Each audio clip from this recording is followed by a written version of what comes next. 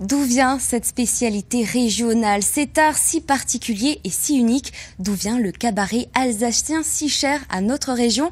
Dans un documentaire diffusé ce soir à minuit 10 et demain à 15h20 sur notre antenne, le réalisateur Gabriel Goubet nous plonge dans l'univers jubilatoire du cabaret satirique. Tout sur le cabaret alsacien, enfin presque tout, c'est le nom de cette enquête complètement décalée que je vous propose de découvrir dans cet extrait. Regardez.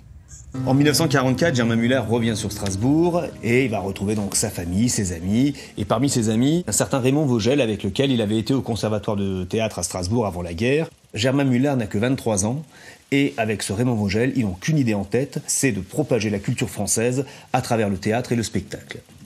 Malheureusement, les Alsaciens à ce moment-là ont la tête bien ailleurs. Et c'est à ce moment-là que Germain commence à percevoir et à comprendre que c'est peut-être pas vers le français qu'il faudra se tourner, mais plutôt vers l'alsacien. Et c'est dans cet esprit-là qu'il écrira le fameux Steck Bourrier Swing. Et dès ce moment-là, succès populaire, Germain Müller rentre dans l'histoire de l'Alsace. Alfred Rasser, dont je vous ai déjà parlé, demande à Germain Müller de lui organiser une tournée avec son cabaret Cactus. Et succès immédiat, les Alsaciens adhèrent complètement à ce nouveau style de spectacle pour eux, d'autant plus que ce spectacle est donné ensuite sur Ditch, en Suisse alémanique, langue qu'ils comprennent parfaitement.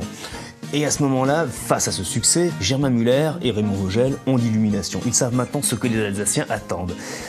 Ils attendent un spectacle varié, fait de chansons, de sketchs, de musique, de poésie, dans leur langue à eux. Et c'est ce qui va donner le port au pays. En alsacien, bonjour se dit bouchour.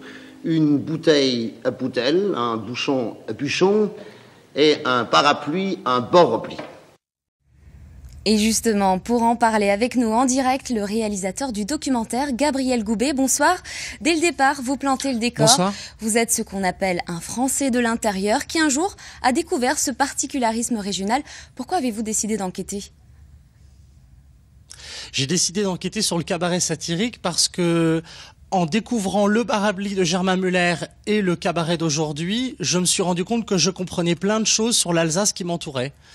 Et c'est pour ça que j'ai voulu en faire un film qui s'adresserait autant aux Alsaciens qu'aux personnes qui sont non dialectophones ou qui ne vivent pas en Alsace, pour leur faire découvrir le regard que le cabaret satirique porte sur l'Alsace. Et je trouve que c'est un très bon moyen de découvrir la région. Alors, qu'est-ce qui vous a le plus surpris en réalisant cette enquête ? Vous avez découvert des choses sur les Alsaciens ? Alors déjà, j'ai découvert les codes du cabaret qui correspondent en fait aux codes du cabaret rhénan. Et ça, c'est ce qu'on découvre dans le film, puisque le film nous emmène jusqu'à Bâle et à la salle de spectacle Le Fauteuil qui présente la revue du Pfifferli. Et on découvre en fait une forme de cabaret rhénan, on découvre les codes et on découvre aussi un peu les différentes sociétés, les différents mondes qui existent en Alsace et qui ne se rencontrent pas forcément. Alors on le voit dans le documentaire, voilà. On remonte vraiment aux origines du cabaret, du Barabli de Germain Müller. Et puis surtout, on découvre l'importance du cabaret dans l'Alsace d'après-guerre, l'Alsace meurtrie. Absolument. Germain Müller, en fait, à la sortie de la guerre, a réussi dans le Barabli à cristalliser les complexes et les difficultés de vie qu'avaient les Alsaciens à la sortie de la guerre. Il a réussi ce tour de force de permettre aux Alsaciens de venir rire de leur propre situation, qui était très compliquée dans l'après-guerre en Alsace, puisqu'il faut quand même le rappeler pour les plus jeunes, l'Alsace a été annexée par les nazis. Ça veut dire qu'à un moment donné, les Allemands ont dit « ce territoire est à nous ». Et ce traumatisme, en fait, est au cœur de la trajectoire de Germain Müller, qui est un enfant du pays et qui a créé le Barabli, en fait, pour aider ses contemporains. Et c'est ce qui est magnifique, en fait, dans la démarche de Germain Müller. C'est comment, par la poésie et l'humour, il a réussi à rendre un peu l'Alsace aux Alsaciens. Alors aujourd'hui, les Alsaciens aiment encore se moquer d'eux-mêmes. Est-ce que la relève est assurée, selon vous ?